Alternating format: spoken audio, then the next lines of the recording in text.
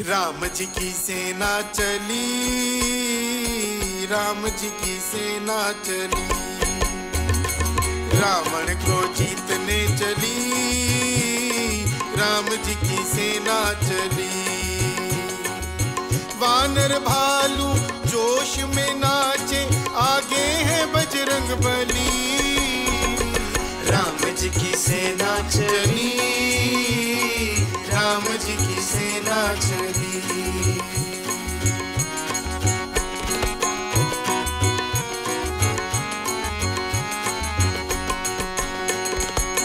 रावण सीता को हर लाया, दुर्भाग्य को गले लगाया, दुर्भाग्य को गले लगाया।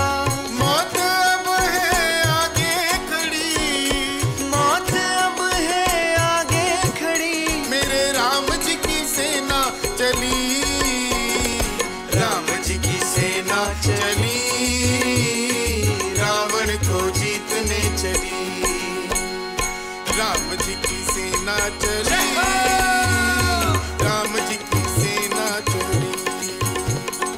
राम लक्ष्मण जानकी जय बोलो हनुमान की, राम लक्ष्मण जानकी जय बोलो हनुमान की।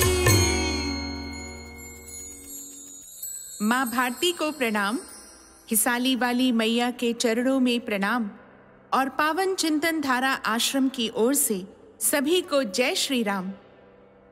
राम जी की सेना चल दी है, यानी कि अब बारी है युद्ध कांड की। शत्रु तो हर संभव चाल चलता ही है, पर युद्ध में विजयी वही होता है जो बुद्धि, बल, पराक्रम, धैर्य, उत्साह और धर्म का साथ नहीं छोड़ता। यह कांड इसी सत्य को उद्घाटित करता है। तो हम सब भी बनते हैं श्री राम की सेना के सैनिक और सुनते हैं युद्ध कांड। ओम श्री गणेशाय नमः। ओम श्री सरस्वते नमः। ओम श्री हनुमते नमः। ओम श्री गुरुवे नमः। श्री सियावर राम शरणागतम्। श्री सीताराम चंद्राभ्यां नमः। श्रीमद् वाल्मीकि रामायण युद्ध कांड 23वां सर्ग। श्री राम का लक्ष्मण से उत्पात सूचक लक्षणों का वर्णन और लंका पर आक्रमण। उत्पात सूचक लक्षणों के ज्ञाता तथा लक्ष्मण के बड़े भाई श्री राम ने बहुत से अपशकुन देखकर सुमित्रा कुमार लक्ष्मण को हृदय से लगाया और इस प्रकार कहा, लक्ष्मण, जहाँ शीतल जल की सुविधा हो और फलों से भरे हुए जंगल हों, उन स्थानों का आश्रय लेकर हम अपने सैन्य समूह को कई भागों में बांट दें और इसे व्यूहबद्ध करके इसकी रक्षा के लिए सदा सावधान रहें।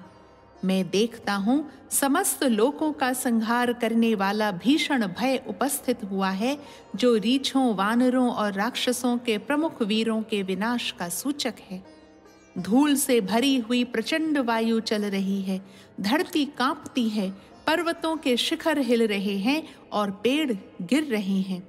मेघों की घटा घिर आई है, जो मांस भक्षी राक्षसों के समान दिखाई देती है। वे मेघ देखने में तो क्रूर हैं ही, इनकी गर्जना भी बड़ी कठोर है। ये क्रूरता पूर्वक रक्त की बूंदों से मिले हुए जल की वर्षा करते हैं। यह संध्या लाल चंदन के समान कांति धारण करके बड़ी भयंकर दिखाई देती है। प्रज्वलित सूर्य से ये आग की ज्वालाएं टूट टूट कर गिर रही हैं। क्रूर पशु और पक्षी दीन आकार धारण कर सूर्य की ओर मुंह करके दीनतापूर्ण स्वर में चीत्कार करते हुए महान भय उत्पन्न कर रहे हैं। रात में भी चंद्रमा पूर्णतः प्रकाशित नहीं होते और अपने स्वभाव के विपरीत ताप दे रहे हैं। ये काली और लाल किरणों से व्याप्त हो इस तरह उदित हुए हैं मानो जगत के प्रलय का काल आ पहुंचा हो। लक्ष्मण, निर्मल सूर्य मंडल में नीला चिन्ह दिखाई देता है। सूर्य के चारों ओर ऐसा घेरा पड़ा है जो छोटा, रूखा, अशुभ तथा लाल है। सुमित्रा नंदन, देखो ये तारे बड़ी भारी धूल राशि से आच्छादित हो हतप्रभ हो गए हैं, अतएव जगत के भावी संहार की सूचना दे रहे हैं। कौवे, बाज तथा अधम गीध चारों ओर उड़ रहे हैं और सियारिनें अशुभ सूचक महाभयंकर बोली बोल रही हैं। जान पड़ता है वानरों और राक्षसों के चलाए हुए शिलाखंडों, शूलों और तलवारों से यह सारी भूमि पट जाएगी तथा यहाँ मांस और रक्त की कीच जम जाएगी। हम लोग आज ही जितनी जल्दी हो सके इस रावण पालित दुर्जय नगरी लंका पर समस्त वानरों के साथ वेग पूर्वक धावा बोल दें। ऐसा कहकर संग्राम विजयी भगवान श्री राम हाथ में धनुष लिए सबसे आगे लंकापुरी की ओर प्रस्थित हुए। फिर विभीषण और सुग्रीव के साथ वे सभी श्रेष्ठ वानर गर्जना करते हुए युद्ध का ही निश्चय रखने वाले शत्रुओं का वध करने के लिए आगे बढ़े। वे सब के सब रघुनाथ जी का प्रिय करना चाहते थे। उन बलशाली वानरों के कर्मों और चेष्टाओं से रघुकुल नंदन श्री राम को बड़ा संतोष हुआ। इस प्रकार श्री वाल्मीकि निर्मित आर्ष रामायण आदि काव्य के युद्ध कांड में 23वां सर्ग पूरा हुआ। रामो राजमणिः सदा विजयते, रामं रमेशं भजे, रामेणाभिहता निशाचर चमू, रामाय तस्मै नमः। 24वां सर्ग।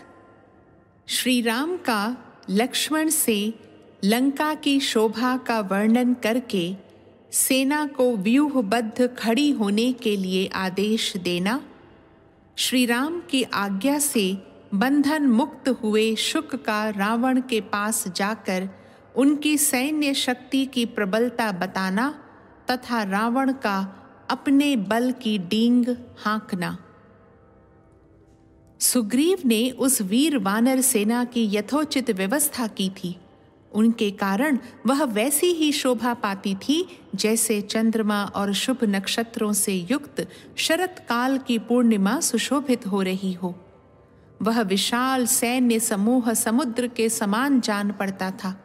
उसके भार से दबी हुई वसुधा भयभीत हो उठी और उसके वेग से डोलने लगी। तदनंतर वानरों ने लंका में महान कोलाहल सुना, जो भेरी और मृदंग के गंभीर घोष से मिलकर बड़ा ही भयंकर और रोमांचकारी जान पड़ता था। उस तुमुल नाद को सुनकर वानर यूथपति हर्ष और उत्साह में भर गए और उसे न सह सकने के कारण उससे भी बढ़कर जोर जोर से गर्जना करने लगे। राक्षसों ने वानरों की वह गर्जना सुनी जो दर्प में भरकर सिंहनाद कर रहे थे। उनकी आवाज आकाश में मेघों की गर्जना के समान जान पड़ती थी। दशरथ नंदन श्री राम ने विचित्र ध्वजा पताकाओं से सुशोभित लंकापुरी को देखकर व्यथित चित्त से मन ही मन सीता का स्मरण किया। वे भीतर ही भीतर कहने लगे, हाय, यही वह मृग लोचना सीता रावण की कैद में पड़ी है। उसकी दशा मंगल ग्रह से आक्रांत हुई रोहिणी के समान हो रही है।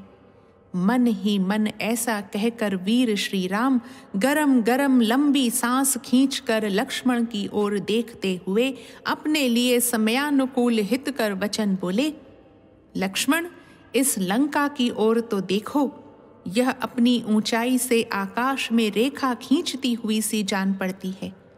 जान पड़ता है पूर्व काल में विश्वकर्मा ने अपने मन से ही इस पर्वत शिखर पर लंकापुरी का निर्माण किया है।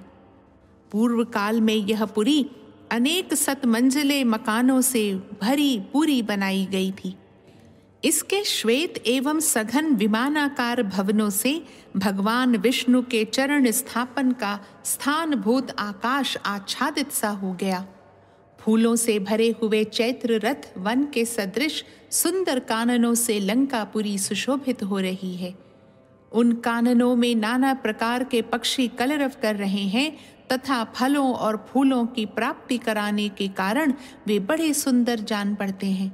देखो, यह शीतल सुखद वायु इन वनों को, जिनमें मतवाले पक्षी चहचहा रहे हैं, भौरे पत्तों और फूलों में लीन हो रहे हैं तथा जिनके प्रत्येक खंड कोकिलों के समूह एवं संगीत से व्याप्त हैं, बारंबार कंपित कर रहा है। दशरथ नंदन भगवान श्री राम ने लक्ष्मण से ऐसा कहा और युद्ध के शास्त्रीय नियमानुसार सेना का विभाग किया। उस समय श्री राम ने वानर सैनिकों को यह आदेश दिया, इस विशाल सेना में से अपनी सेना को साथ लेकर दुर्जय एवं पराक्रमी वीर अंगद नील के साथ वानर सेना के पुरुष व्यूह में हृदय के स्थान में स्थित हों। इसी तरह ऋषभ नामक वानर कपियों के समुदाय से घिरे रहकर इस वानर वाहिनी के दाहिने पार्श्व में खड़े रहें। जो गंध हस्ती के समान दुर्जय एवं वेगशाली हैं, वे कपि श्रेष्ठ गंधमादन वानर वाहिनी के वाम पार्श्व में खड़े हों। मैं लक्ष्मण के साथ सावधान रहकर इस व्यूह के मस्तक के स्थान में खड़ा होऊंगा। जांबवान, सुषेण और वानर वेगदर्शी, ये 3 महामनस्वी वीर जो रीछों की सेना के प्रधान हैं, वे सैन्य व्यूह के कुक्षी भाग की रक्षा करें। वानर राज सुग्रीव वानर वाहिनी के पिछले भाग की रक्षा में उसी प्रकार लगे रहें जैसे तेजस्वी वरुण इस जगत की पश्चिम दिशा का संरक्षण करते हैं। इस प्रकार सुंदरता से विभक्त हो विशाल व्यूह में बद्ध हुई वह सेना, जिसके बड़े बड़े वानर रक्षा करते थे, मेघों से घिरे हुए आकाश के समान जान पड़ती थी। वानर लोग पर्वतों के शिखर और बड़े बड़े वृक्ष लेकर युद्ध के लिए लंका पर चढ़ आए। वे उस पुरी को पद दलित करके धूल में मिला देना चाहते थे। सभी वानर यूथपति यही मंसूबे बांधते थे कि हम लंका पर पर्वत शिखरों की वर्षा करें और लंका वासियों को मुक्कों से मार मार कर यमलोक पहुंचा दें। तदनंतर महातेजस्वी राम ने सुग्रीव से कहा, हम लोगों ने अपनी सेनाओं को सुंदर ढंग से विभक्त करके उन्हें व्यूहबद्ध कर लिया है, अतः अब इस शुक को छोड़ दिया जाए। श्री रामचंद्र जी का यह वचन सुनकर महाबली वानर राज ने उनके आदेश से रावण दूत शुक को बंधन मुक्त करा दिया। श्री रामचंद्र जी की आज्ञा से छुटकारा पाकर वानरों से पीड़ित होने के कारण अत्यंत भयभीत हुआ शुक राक्षस राज के पास गया। उस समय रावण ने हंसते हुए से ही शुक से कहा, ये तुम्हारी दोनों पाखें बांध क्यों दी गई हैं? इससे तुम इस तरह दिखाई देते हो मानो तुम्हारे पंख नोच लिए गए हों। कहीं तुम उन चंचल चित्त वाले वानरों के चंगुल में तो नहीं फंस गए थे? राजा रावण के इस प्रकार पूछने पर भय से घबराए हुए शुक ने उस समय उस श्रेष्ठ राक्षस राज को इस प्रकार उत्तर दिया, महाराज, मैंने समुद्र के उत्तर तट पर पहुंचकर आपका संदेश बहुत स्पष्ट शब्दों में मधुर वाणी द्वारा सांत्वना देते हुए सुनाया, किंतु मुझ पर दृष्टि पड़ते ही कुपित हुए वानरों ने उछलकर मुझे पकड़ लिया और घूंसों से मारना एवं पाखें नोचना आरंभ किया। राक्षस राज, वे वानर स्वभाव से ही क्रोधी और तीखे हैं, उनसे बात भी नहीं की जा सकती थी। फिर यह पूछने का अवसर कहाँ था कि तुम मुझे क्यों मार रहे हो? जो विराद, कबंध और खर का वध कर चुके हैं, वे श्री राम सुग्रीव के साथ सीता के स्थान का पता पाकर उनका उद्धार करने के लिए आए हैं। वे रघुनाथ जी समुद्र पर पुल बांध लवण सागर को पार करके राक्षसों को तिनकों के समान समझकर धनुष हाथ में लिए यहाँ पास ही खड़े हैं। पर्वत और मेघों के समान विशाल काय रीछों और वानर समूहों की सहस्त्रों सेनाएं इस पृथ्वी पर छा गई हैं। देवता और दानवों में जैसे मेल होना असंभव है, उसी प्रकार राक्षसों और वानर राज सुग्रीव के सैनिकों में संधि नहीं हो सकती। अतः जब तक वे लंकापुरी की चहार दीवारी पर नहीं चढ़ आते, उसके पहले ही आप शीघ्रता पूर्वक 2 में से एक काम कर डालिए। या तो तुरंत ही उन्हें सीता को लौटा दीजिए या फिर सामने खड़े होकर युद्ध कीजिए। शुक की यह बात सुनकर रावण की आंखें रोष से लाल हो गईं। वह इस तरह घूर घूर कर देखने लगा मानो अपनी दृष्टि से उसको दग्ध कर देगा। वह बोला, यदि देवता, गंधर्व और दानव भी मुझसे युद्ध करने को तैयार हो जाएं तथा सारे संसार के लोग मुझे भय दिखाने लगे तो भी मैं सीता को नहीं लौटाऊंगा। जैसे मतवाले भ्रमर वसंत ऋतु में फूलों से भरे हुए वृक्ष पर टूट पड़ते हैं, उसी प्रकार मेरे बाण कब उस रघुवंशी पर धावा करेंगे? वह अवसर कब आएगा जब मेरे धनुष से छूटे हुए तेजस्वी बाणों द्वारा घायल होकर राम का शरीर लहूलुहान हो जाएगा और जैसे जलती हुई लुकारी से लोग हाथी को जलाते हैं, उसी तरह मैं उन बाणों से राम को दग्ध कर डालूंगा। जैसे सूर्य अपने उदय के साथ ही समस्त नक्षत्रों की प्रभा हर लेते हैं, उसी प्रकार मैं विशाल सेना के साथ रणभूमि में खड़ा हो राम की समस्त वानर सेना को आत्मसात कर लूंगा। दशरथ कुमार राम ने अभी समर भूमि में समुद्र के समान मेरे वेग और वायु के समान मेरे बल का अनुभव नहीं किया है, इसलिए वह मेरे साथ युद्ध करना चाहता है। मेरे तरकस में सोए हुए बाण विषधर सर्पों के समान भयंकर है। राम ने संग्राम में उन बाणों को देखा ही नहीं है, इसलिए वह मुझसे जूझना चाहता है। पहले कभी युद्ध में राम का मेरे बल पराक्रम से पाला नहीं पड़ा है, इसलिए वह मेरे साथ लड़ने का हौसला रखता है। मेरा धनुष एक सुंदर वीणा है जो बाणों के कोनों से बजाई जाती है। उसकी प्रत्यंचा से जो टंकार ध्वनि उठती है, वही उसकी भयंकर स्वर लहरी है। आंतों की चीत्कार और पुकार ही उस पर उच्च स्वर से गाया जाने वाला गीत है। नाराजों को छोड़ते समय जो चट चट शब्द होता है, वही मानो हथेली पर दिया जाने वाला ताल है। बहती हुई नदी के समान जो शत्रुओं की वाहिनी है, वही मानो उस संगीतोत्सव के लिए विशाल रंग भूमि है। मैं सम्रांगण में उस रंग भूमि के भीतर प्रवेश करके अपनी वह भयंकर वीणा बजाऊंगा। यदि महासमर में सहस्त्र नेत्रधारी इंद्र अथवा साक्षात वरुण या स्वयं यमराज अथवा मेरे बड़े भाई कुबेर ही आ जाएं, तो वे भी अपनी बाणाग्नि से मुझे पराजित नहीं कर सकते। इस प्रकार श्री वाल्मीकि निर्मित आर्ष रामायण आदि काव्य के युद्ध कांड में 24वां सर्ग पूरा हुआ। रामो राजमणिः सदा विजयते, रामं रमेशं भजे। रामेणाभिहता निशाचरचमू, रामाय तस्मै नमः। 25वां सर्ग।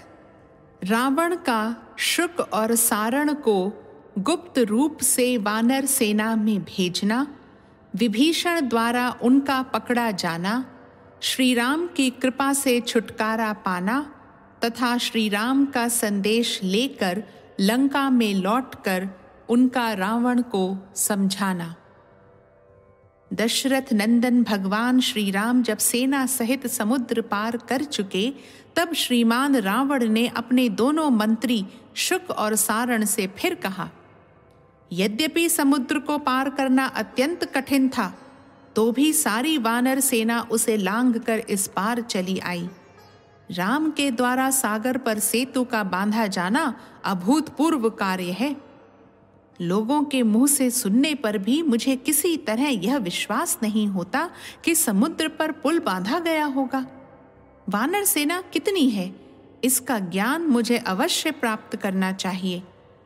तुम दोनों इस तरह वानर सेना में प्रवेश करो कि तुम्हें कोई पहचान न सके। वहां जाकर यह पता लगाओ कि वानरों की संख्या कितनी है, उनकी शक्ति कैसी है, उनमें मुख्य मुख्य वानर कौन कौन से हैं, श्री राम और सुग्रीव के मनोनुकूल मंत्री कौन कौन हैं, कौन कौन शूरवीर वानर सेना के आगे रहते हैं। अगाध जल राशि से भरे हुए समुद्र में वह पुल किस तरह बांधा गया। महामनस्वी वानरों की छावनी कैसे पड़ी है। श्री राम और वीर लक्ष्मण का निश्चय क्या है, वे क्या करना चाहते हैं, उनके बल पराक्रम कैसे हैं, उन दोनों के पास कौन कौन से अस्त्र शस्त्र हैं और उन महामना वानरों का प्रधान सेनापति कौन है। इन सब बातों की तुम लोग ठीक ठीक जानकारी प्राप्त करो और सबका यथार्थ ज्ञान हो जाने पर शीघ्र लौट आओ। ऐसा आदेश पाकर दोनों वीर राक्षस शुक और सारण वानर रूप धारण करके उस वानरी सेना में घुस गए।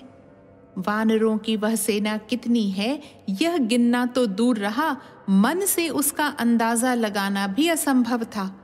उस अपार सेना को देखकर रोंगटे खड़े हो जाते थे। उस समय शुक और सारण किसी तरह भी उसकी गणना नहीं कर सके। वह सेना पर्वत के शिखरों पर, झरनों के आसपास, गुफाओं में, समुद्र के किनारे तथा वनों और उपवनों में भी फैली हुई थी। उसका कुछ भाग समुद्र पार कर रहा था, कुछ पार कर चुका था और कुछ सब प्रकार से समुद्र को पार करने की तैयारी में लगा था। भयंकर कोलाहल करने वाली वह विशाल सेना कुछ स्थानों पर छावनी डाल चुकी थी और कुछ जगहों पर डालती जा रही थी। दोनों निशाचरों ने देखा वह वानर वाहिनी समुद्र के समान अक्षोभ्य थी। वानर वेश में छिपकर सेना का निरीक्षण करते हुए दोनों राक्षस शुक और सारण को महातेजस्वी विभीषण ने देखा। देखते ही पहचाना और उन दोनों को पकड़कर श्री रामचंद्र जी से कहा, शत्रु नगरी पर विजय पाने वाले नरेश्वर, ये दोनों लंका से आए हुए गुप्तचर एवं राक्षस राज रावण के मंत्री शुक तथा सारण हैं। वे दोनों राक्षस श्री रामचंद्र जी को देखकर अत्यंत व्यथित हुए और जीवन से निराश हो गए। उन दोनों के मन में भय समा गया। वे हाथ जोड़कर इस प्रकार बोले, सौम्य रघुनंदन, हम दोनों को रावण ने भेजा है और हम इस सारी सेना के विषय में आवश्यक जानकारी प्राप्त करने के लिए आए हैं। उन दोनों की वह बात सुनकर संपूर्ण प्राणियों के हित में लगे रहने वाले दशरथ नंदन भगवान श्री राम हंसते हुए बोले, यदि तुमने सारी सेना देख ली हो, हमारी सैनिक शक्ति का ज्ञान प्राप्त कर लिया हो तथा रावण के कथनानुसार सब काम पूरा कर लिया हो, तो अब तुम दोनों अपनी इच्छा के अनुसार प्रसन्नता पूर्वक लौट जाओ। अथवा यदि अभी कुछ देखना बाकी रह गया हो तो फिर देख लो। विभीषण तुम्हें सब कुछ पुनः पूर्ण रूप से दिखा देंगे। इस समय जो तुम पकड़ लिए गए हो, इससे तुम्हें अपने जीवन के विषय में कोई भय नहीं होना चाहिए, क्योंकि शस्त्रहीन अवस्था में पकड़े गए तुम दोनों दूत वध के योग्य नहीं हो। विभीषण, ये दोनों राक्षस रावण के गुप्तचर हैं और छिपकर यहाँ का भेद लेने के लिए आए हैं। ये अपने शत्रु पक्ष वानर सेना में फूट डालने का प्रयास कर रहे हैं। अब तो इनका भंडा फूट ही गया, अतः इन्हें छोड़ दो। शुक और सारण, जब तुम दोनों लंका में पहुंचो तब कुबेर के छोटे भाई राक्षस राज रावण को मेरी ओर से यह संदेश सुना देना। रावण, जिस बल के भरोसे तुमने मेरी सीता का अपहरण किया है, उसे अब सेना और बंधुजनों सहित आकर इच्छानुसार दिखाओ। कल प्रातः काल ही तुम परकोटे और दरवाजों के सहित लंकापुरी तथा राक्षसी सेना का मेरे बाणों से विध्वंस होता देखोगे। रावण, जैसे वज्रधारी इंद्र दानवों पर अपना वज्र छोड़ते हैं, उसी प्रकार मैं कल सवेरे ही सेना सहित तुम पर अपना भयंकर क्रोध छोड़ूंगा। भगवान श्री राम का यह संदेश पाकर दोनों राक्षस शुक और सारण धर्म वत्सल श्री रघुनाथ जी का आपकी जय हो, आप चिरंजीवी हो इत्यादि वचनों द्वारा अभिनंदन करके लंकापुरी में आकर राक्षस राज रावण से बोले, राक्षसेश्वर, हमें तो विभीषण ने वध करने के लिए पकड़ लिया था, किंतु जब अमित तेजस्वी धर्मात्मा श्री राम ने देखा तब हमें छुड़वा दिया। दशरथ नंदन श्री राम, श्रीमान लक्ष्मण, विभीषण तथा महेंद्र तुल्य पराक्रमी महातेजस्वी सुग्रीव, ये चारों वीर लोकपालों के समान शौर्यशाली, दृढ़ पराक्रमी और अस्त्र शस्त्रों के ज्ञाता हैं। जहां ये चारों पुरुष प्रवर एक जगह एकत्र हो गए हैं, वहां विजय निश्चित है। और सब वानर अलग रहें तो भी ये चार ही परकोटे और दरवाजों के सहित सारी लंकापुरी को उखाड़ कर फेंक सकते हैं। श्री रामचंद्र जी का जैसा रूप है और जैसे उनके अस्त्र शस्त्र हैं, उनसे तो यही मालूम होता है कि वे अकेले ही सारी लंकापुरी का वध कर डालेंगे, भले ही वे बाकी 3 वीर भी बैठे ही रहें। महाराज, श्री राम, लक्ष्मण और सुग्रीव से सुरक्षित वह वानरों की सेना तो समस्त देवताओं और असुरों के लिए भी अत्यंत दुर्जय है। महामनस्वी वानर इस समय युद्ध करने के लिए उत्सुक हैं। उनकी सेना के सभी वीर योद्धा बड़े प्रसन्न हैं, अतः उनके साथ विरोध करने से आपको कोई लाभ नहीं होगा। इसलिए संधि कर लीजिए और श्री रामचंद्र जी की सेवा में सीता को लौटा दीजिए। इस प्रकार श्री वाल्मीकि निर्मित आर्ष रामायण आदि काव्य के युद्ध कांड में 25वां सर्ग पूरा हुआ।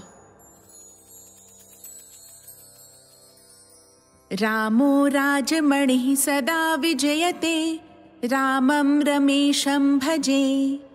रामेणाभिहता निशाचरचमू, रामाय तस्मै नमः। 26वां सर्ग। सारण का रावण को पृथक पृथक वानर यूथपतियों का परिचय देना। शुक और सारण के ये सच्चे और जोशीले शब्द सुनकर रावण ने सारण से कहा, यदि देवता, गंधर्व और दानव भी मुझसे युद्ध करने आ जाएं और समस्त लोक भय दिखाने लगे तो भी मैं सीता को नहीं दूंगा। सौम्य, जान पड़ता है कि तुम्हें बंदरों ने बहुत तंग किया है। इसी से भयभीत होकर तुम आज ही सीता को लौटा देना ठीक समझने लगे हो। भला कौन ऐसा शत्रु है जो सम्रांगण में मुझे जीत सके? ऐसा कठोर वचन कहकर श्रीमान राक्षस राज रावण वानरों की सेना का निरीक्षण करने के लिए अपनी कई ताल ऊंची और बर्फ के समान श्वेत रंग की अट्टालिका पर चढ़ गया। उस समय रावण क्रोध से तमतमा उठा था। उसने उन दोनों गुप्तचरों के साथ जब समुद्र, पर्वत और वनों पर दृष्टिपात किया, तब पृथ्वी का सारा प्रदेश वानरों से भरा दिखाई दिया। वानरों की वह विशाल सेना अपार और असह्य थी। उसे देखकर राजा रावण ने सारण से पूछा, सारण, इन वानरों में कौन कौन से मुख्य हैं? कौन शूरवीर हैं और कौन बल में बहुत बढ़े चढ़े हैं? कौन कौन से वानर महान उत्साह से संपन्न होकर युद्ध में आगे आगे रहते हैं? सुग्रीव किन की बातें सुनते हैं और कौन यूथपतियों के भी यूथपति हैं? सारण, ये सारी बातें मुझे बताओ। साथ ही यह भी कहो कि उन वानरों का प्रभाव कैसा है। इस प्रकार पूछते हुए राक्षस राज रावण का वचन सुनकर मुख्य मुख्य वानरों को जानने वाले सारण ने उन मुख्य वानरों का परिचय देते हुए कहा, महाराज, यह जो लंका की ओर मुख करके खड़ा है और गरज रहा है, 1 लाख यूथपों से घिरा हुआ है तथा जिसकी गर्जना के अत्यंत गंभीर घोष से परकोटे, दरवाजे, पर्वत और वनों के सहित सारी लंका प्रतिहत हो गूंज उठी है, इसका नाम नील है। यह वीर यूथपतियों में से है। समस्त वानरों के राजा महामना सुग्रीव की सेना के आगे यही खड़ा होता है। जो पराक्रमी वानर दोनों उठी हुई बाहों को एक दूसरी से पकड़कर दोनों पैरों से पृथ्वी पर टहल रहा है, लंका की ओर मुख करके क्रोधपूर्वक देखता है और बारंबार अंगड़ाई लेता है, जिसका शरीर पर्वत शिखर के समान ऊंचा है, जिसकी कांति कमल केसर के समान सुनहले रंग की है, जो रोष से भरकर बारंबार अपनी पूंछ पटक रहा है तथा जिसकी पूंछ के पटकने की आवाज से 10 दिशाएं गूंज उठती हैं, यह युवराज अंगद है। वानर राज सुग्रीव ने इसका युवराज के पद पर अभिषेक किया है। यह अपने साथ युद्ध के लिए आपको ललकारता है। वाली का यह पुत्र अपने पिता के समान ही बलशाली है। सुग्रीव को यह सदा ही प्रिय है। जैसे वरुण इंद्र के लिए पराक्रम प्रकट करते हैं, उसी प्रकार यह श्री रामचंद्र जी के लिए अपना पुरुषार्थ प्रकट करने के लिए उद्यत है। श्री रघुनाथ जी का हित चाहने वाले वेगशाली हनुमान जी ने जो यहाँ आकर जनक नंदिनी सीता का दर्शन किया, उसके भीतर इस अंगद की ही सारी बुद्धि काम कर रही थी। पराक्रमी अंगद वानर शिरोमणियों के बहुत से यूथ लिए अपनी सेना के साथ आपको कुचल डालने के लिए आ रहा है। अंगद के पीछे संग्राम भूमि में जो वीर विशाल सेना से घिरा हुआ खड़ा है, इसका नाम नल है। यही सेतु निर्माण का प्रधान हेतु है।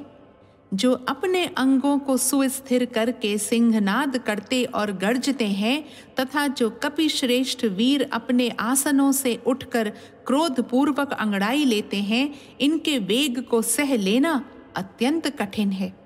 ये बड़े भयंकर, अत्यंत क्रोधी और प्रचंड पराक्रमी हैं। इनकी संख्या 10 अरब और 8 लाख है। ये सब वानर तथा चंदन वन में निवास करने वाले वीर वानर इस यूथपति नल का ही अनुसरण करते हैं। यह नल भी अपनी सेना द्वारा लंकापुरी को कुचल देने का हौसला रखता है। यह जो चांदी के समान सफेद रंग का चंचल वानर दिखाई देता है, इसका नाम श्वेत है। यह भयंकर पराक्रम करने वाला, बुद्धिमान, शूरवीर और तीनों लोकों में विख्यात है। श्वेत बड़ी तेजी से सुग्रीव के पास आकर फिर लौट जाता है। यह वानरी सेना का विभाग करता और सैनिकों में हर्ष तथा उत्साह भरता है। गोमती के तट पर जो नाना प्रकार के वृक्षों से युक्त संरोचन नामक पर्वत है, उसी रमणीय पर्वत के चारों ओर जो पहले विचरा करता था और वहीं अपने वानर राज्य का शासन करता था, वही यह कुमुद नामक यूथपति है। वह जो लाखों वानर सैनिकों को सहर्ष अपने साथ खींचे लाता है, जिसकी लंबी दुम में बहुत बड़े बड़े लाल, पीले, भूरे और सफेद रंग के बाल फैले हुए हैं और देखने में बड़े भयंकर हैं, तथा जो कभी दीनता न दिखाकर सदा युद्ध की ही इच्छा रखता है, उस वानर का नाम चंड है। यह चंड भी अपनी सेना द्वारा लंका को कुचल देने की इच्छा रखता है। राजन, जो सिंह के समान पराक्रमी और कपिल वर्ण का है, जिसकी गर्दन में लंबे लंबे बाल हैं और जो ध्यान लगाकर लंका की ओर इस प्रकार देख रहा है मानो इसे भस्म कर देगा, वह रंभ नामक यूथपति है। वह निरंतर विंध्य, कृष्ण गिरि, सह्य और सुदर्शन आदि पर्वतों पर रहा करता है। जब वह युद्ध के लिए चलता है, उस समय उसके पीछे 1,30,00,000 श्रेष्ठ, भयंकर, अत्यंत क्रोधी और प्रचंड पराक्रमी वानर चलते हैं। वे सब के सब अपने बल से लंका को मसल डालने के लिए रंभ को सब ओर से घेरे हुए आ रहे हैं। जो कानों को फैलाता है, बारंबार जम्भाई लेता है, मृत्यु से भी नहीं डरता है और सेना के पीछे न जाकर, अर्थात सेना का भरोसा न करके अकेले ही युद्ध करना चाहता है, रोष से कांप रहा है, तिरछी नजर से देखता है और पूंछ फटकार कर सिंहनाद करता है, इसका नाम शरभ है। देखिए, ये महाबली वानर कैसी गर्जना करता है। इसका वेग महान है, भय तो इसे छू तक नहीं गया है। राजन, यह यूथपति शरभ सदा रमणीय साल्वेय पर्वत पर निवास करता है। इसके पास जो यूथपति हैं, उन सब की विहार संज्ञा है। वे बड़े बलवान हैं। राजन, उनकी संख्या 1,40,000 है। जो विशाल वानर मेघ के समान आकाश को घेरे हुए खड़ा है तथा वानर वीरों के बीच में ऐसा जान पड़ता है जैसे देवताओं में इंद्र हो, युद्ध की इच्छा वाले वानरों के बीच में जिसकी गंभीर गर्जना ऐसी सुनाई देती है मानो बहुत सी भेड़ियों का तुमुल नाद हो रहा हो, तथा जो युद्ध में दुस्सह है, वह पनस नाम से प्रसिद्ध यूथपति है। यह पनस परम उत्तम पारियात्र पर्वत पर निवास करता है। यूथपतियों में श्रेष्ठ पनस की सेवा में 50 लाख यूथपति रहते हैं, जिनके अपने अपने यूथ अलग अलग हैं। जो समुद्र के तट पर स्थित हुई इस उछलती कूदती भीषण सेना को दूसरे मूर्तिमान समुद्र की भांति सुशोभित करता हुआ खड़ा है, वह दरदुर पर्वत के समान विशालकाय वानर विनत नाम से प्रसिद्ध यूथपति है। वह नदियों में श्रेष्ठ वेणा नदी का पानी पीता हुआ विचरता है। 60 लाख वानर उसके सैनिक हैं। जो युद्ध के लिए सदा आपको ललकारता रहता है तथा जिसके पास बल विक्रमशाली अनेक यूथपति रहते हैं और उन यूथपतियों के पास पृथक पृथक बहुत से यूथ हैं, वह क्रोधन नाम से प्रसिद्ध वानर है। वह जो गेरू के समान लाल रंग के शरीर का पोषण करता है, उस तेजस्वी वानर का नाम गवय है। उसे अपने बल पर बड़ा घमंड है। वह सदा सब वानरों का तिरस्कार किया करता है। देखिए कितने रोष से वह आपकी ओर बढ़ा आ रहा है। इसकी सेवा में 70 लाख वानर रहते हैं। यह भी अपनी सेना के द्वारा लंका को धूल में मिला देने की इच्छा रखता है। ये सारे के सारे वानर दुस्सह वीर हैं। इनकी गणना करना भी असंभव है। यूथपतियों में श्रेष्ठ जो यूथप हैं, उन सब के अलग अलग यूथ हैं। इस प्रकार श्री वाल्मीकि निर्मित आर्ष रामायण आदि काव्य के युद्ध कांड में 26वां सर्ग पूरा हुआ। रामो राजमणिः सदा विजयते, रामं रमेशं भजे। रामेणाभिहता निशाचरचमू, रामाय तस्मै नमः।